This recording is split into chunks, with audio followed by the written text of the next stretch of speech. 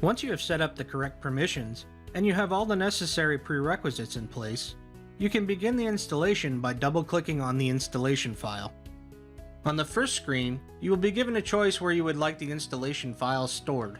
You will also be able to send feature usage to us. We will not be collecting your user data, only information about how you use the solution, so that we can concentrate our development efforts on the features that are being utilized the most. After you check the box stating that you agree to the license terms, you can click the Next button. You will then be taken to a screen that will allow you to choose a typical or custom installation. Please note, if you choose the custom installation, you will be taken to a screen that allows you to choose the shortcuts for the pragmatic workbench.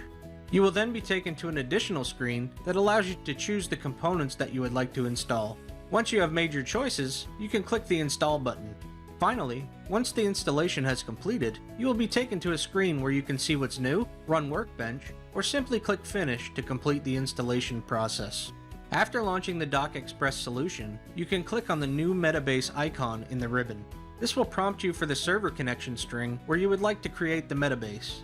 This is where you will decide if you are going to put your database on a secondary server, multiple server installation, or keep it on the current server with the Workbench application, single server installation. From here, you are ready to start using xPress. Thanks for watching.